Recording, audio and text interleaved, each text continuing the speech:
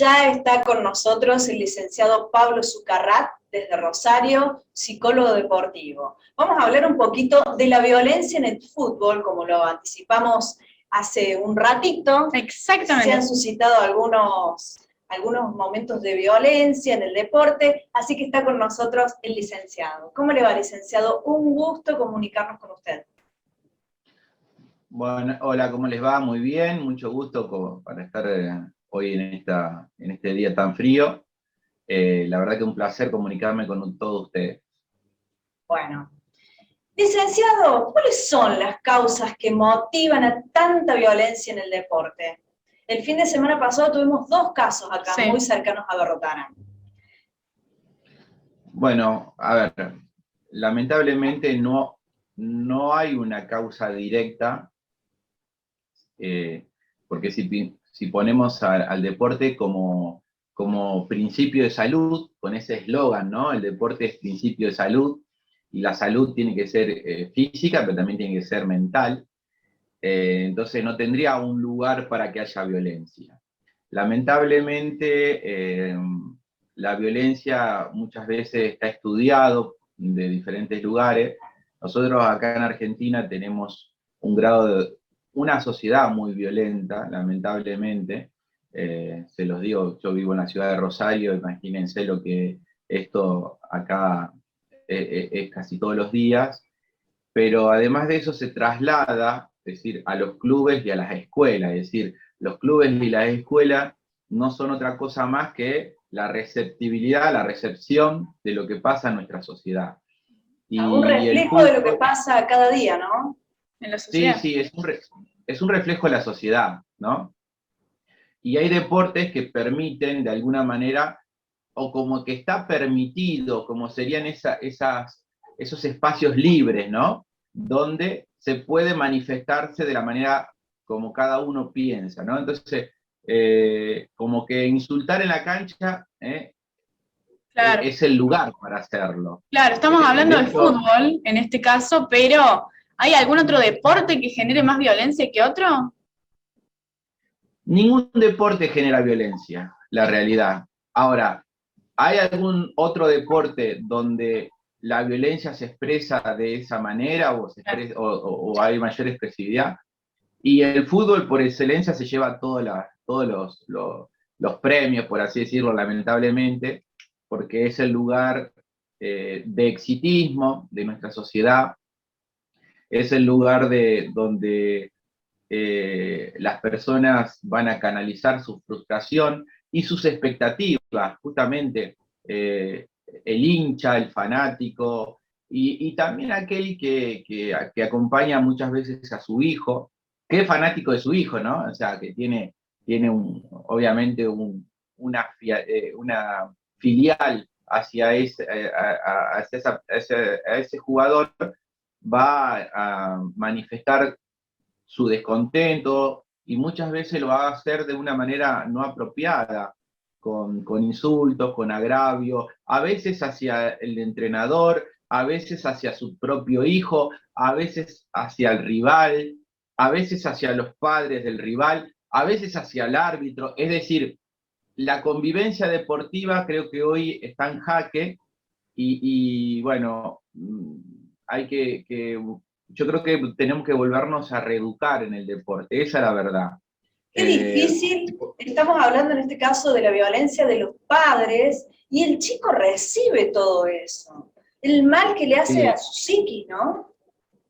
sí, el chico es un testigo directo de la violencia de los adultos. A mí me ha pasado, hace 14 años que soy psicólogo deportivo y he dado charla y he trabajado en muchísimos lados, tanto en el fútbol profesional como también en el amateurismo, y también a mí me interesa mucho trabajar en el fútbol infantil. Y una vez me tocó ir a trabajar a un club donde el entrenador le había fracturado el tabique al árbitro en un partido. Ah, Eh, sí, no. y el árbitro tenía 22 años, y el entrenador obviamente era un adulto también. Y hablando con los chicos que tenían 8 o 9 años, bueno, estábamos así en la charla, en el vestuario, y le pregunté qué sintieron ellos en ese momento, ¿no? Y yo me imaginé otro tipo de respuesta, honestamente. Yo creía que habían sentido miedo, ¿no? Que he visto ver dos adultos peleándose, pero ellos me dijeron una emoción que no la esperaba, que me dijeron que sintieron tristeza. Tristeza. Es decir, el niño se entristece frente a la violencia en el deporte. Ah, Esa es la verdad. Esa es de hecho, tiene un correlato en familias de mucha agresividad, la tristeza y la depresión mucho tiempo después aparece. Es decir, nos entristecemos. La violencia, el efecto que nos produce, si primero es la ira, si se puede decir, hay alguna consecuencia o alguna secuela de la violencia, es la tristeza. ¿Y eso también los puede llevar a repetir conductas? ¿A Claro, imitar porque esa violencia? sí, sí, sí, sí. En psicología se llama imitar al agresor temido, ¿no? Es decir, bueno, yo no quiero que me peguen, por eso pego, ¿no? Claro. Entonces, prefiero ser el que pego y no el que recibe el golpe. Y de hecho son conductas aprendidas. Muchas veces uno habla con los niños y le pregunta, ¿por qué le pegaste a fulanito? Porque estoy enojado o porque me hizo enojar. Es decir, porque estoy enojado, naturalmente tengo que pegar. Claro. claro. Y cuando uno habla con los chicos en general, una vez dando charla en un club, eran 70 jóvenes, 70 chicos y niños, y yo pregunto, si un rival te golpea y el árbitro no te ve, ¿qué te aconseja tu papá? Y la mayoría dijo que se la devuelva cuando el árbitro no te vea, Terrible, bueno. terrible. Sí, también ¿no? viene de la educación. Claro, viene de educación Claro, de casa también. Sí, sí, sí. claro, exacto. Por eso te digo que tenemos que reeducarnos en el deporte. Debe haber una reeducación profunda. Yo soy docente en la Escuela de Técnico de ATFA, me preocupo mucho por la educación de los técnicos. Siempre a través de la asociación, si nos reímos todos, estamos dando vuelta por diferentes clubes, dando charla. Hoy justamente tengo una charla en Soldini, acá en Santa Fe, sobre convivencia deportiva y tocar estos temas que parecen muy comunes, hasta parecen naturalizados, ¿no? Porque es como, bueno, es el lugar, bueno, ¿qué esperaba, no? Pero como si estaría naturalizado, como si estaría bien, y en realidad no está bien, no lo tenemos que naturalizar. Esto no significa porque muchos se imaginan o no se imaginan una competencia sin violencia, ¿no? Entonces, algunos quieren erradicar la competencia Es en como que ciertos viene el deportes. combo completo, Viene todo ¿no? junto. Claro, como que si hay competencia, tiene que haber violencia. Y no se imaginan una competencia con convivencia, yo le digo, la competencia y la convivencia tienen que estar a la mano porque es lo esencial del deporte. Vos me preguntás, ¿qué es lo esencial del deporte? Sí, el deporte es salud, pero el deporte es competencia y convivencia. No puede haber una diferencia diferente a la otra. ¿Por qué? Porque para poder competir tenés que convivir con tus propios pares, con un árbitro, con el rival que te permite hacer la competencia, si no, no podés competir contra vos mismo, vos tenés que competir con otro equipo, con otro club. Y también tenemos que aprender a convivir los padres, la gente que acompañamos, la familia que acompaña. Entonces, por esencia, el ser humano y el niño es competitivo, porque vos le decís a un chico, te juego una carrera, a una chica, decís, te juego una carrera de una esquina a la otra y va a querer ganar. Es decir, Sí. el niño quiere jugar y competir porque ahí está su diversión. El problema es cuando nosotros los adultos a esa competencia le sumamos frustraciones, le sumamos odio, le sumamos, no le tenemos que tener piedad al clásico, a nuestro archienemigo, matar o morir, todos esos mensajes Discriminación también, que es muy común. Me ¿cómo? parece que también la discriminación también, la discriminación es La un tipo de violencia discriminación, también. esto es negro de, o esto que son de la escuela de Exactamente. tal, ¿no?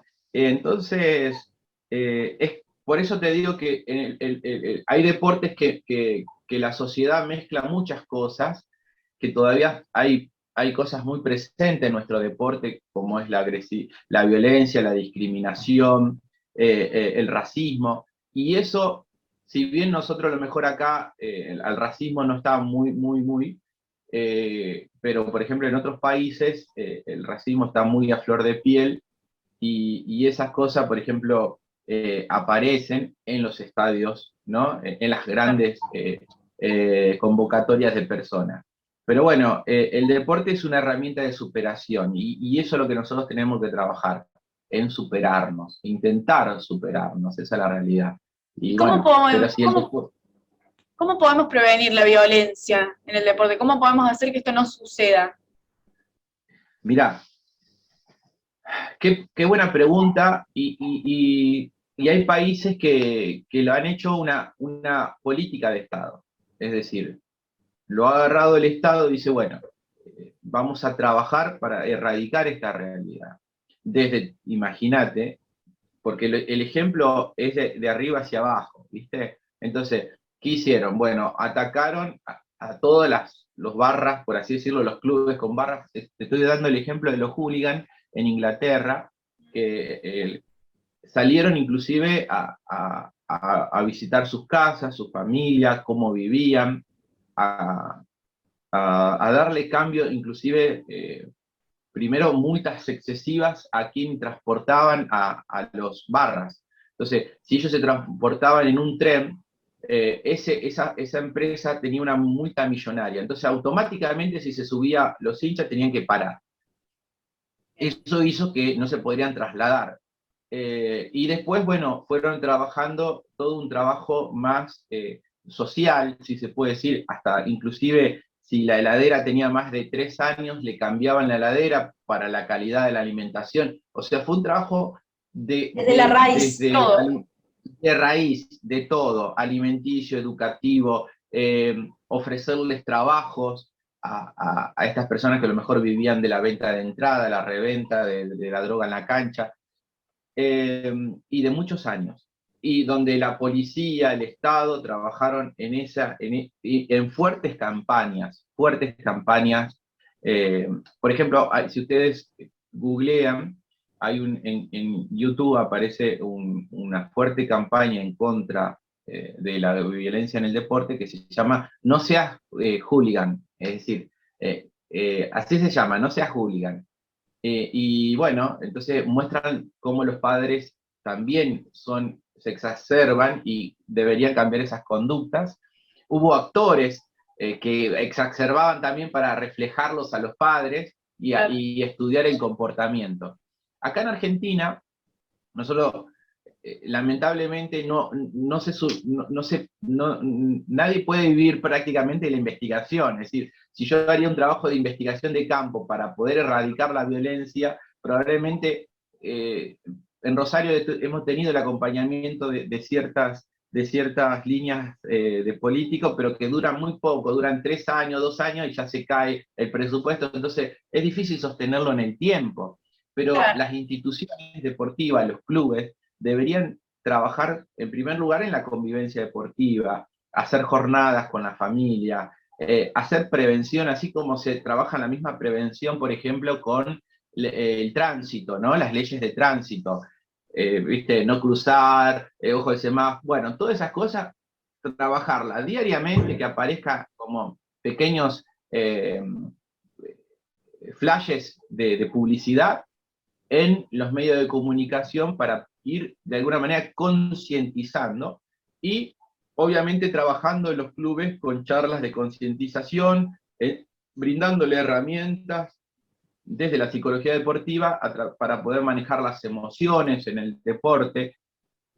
Y todo esto puede llegar a ser paliativo, pero es un camino que nosotros hemos elegido, que estamos trabajando desde hace mucho tiempo, pero a veces haces eso y por ahí aparece un club baleado, un niño que recibió una bala, aparecen... Y las ligas muchas veces no se comprometen. Por ejemplo, ¿qué hacen? Paran 2 o 3 fechas, multan a los clubes y sigan, ¿no? El show debe continuar, sin trabajar desde adentro con estas realidades que ahora estamos nombrando. Bueno, entonces en conclusión, la base es la educación desde la empatía y comprometernos todos. La casa los clubes, el Estado, los medios de comunicación, y bueno, empezar a cambiar ahí las cosas, ¿no? Sí, ese es el camino, ¿no? Es el camino que a veces es más difícil, porque cuando uno habla de educación en el deporte y lo único que quiere hablar es, a lo mejor muchas veces el dinero está más volcado a lo que es el show, ¿no? Es decir, el negocio. Y creo que siempre pienso que detrás de un deportista hay una persona, pensemos de esta manera, y detrás de esa persona hay una familia. La familia acompaña, pero también tenemos que brindarle herramientas a esa familia para que ese acompañamiento sea el correcto. Y a los clubes son los primeros que deben facilitar esas herramientas. Para mí debe ser una cuestión de Estado, pero si todavía el Estado no se ha despertado en esta realidad, los clubes tienen que tomar cartas en el asunto y empezar a hacer intervenciones reales, más allá de la multa que las ligas le otorgan al club, porque la multa la paga el club, pero no le cambia la cabeza al que genera la violencia, ¿no? Entonces hay que erradicarlo desde ese lugar. Licenciado, un placer, muchas gracias. Muy interesante la charla. Bueno, gracias a ustedes por todo.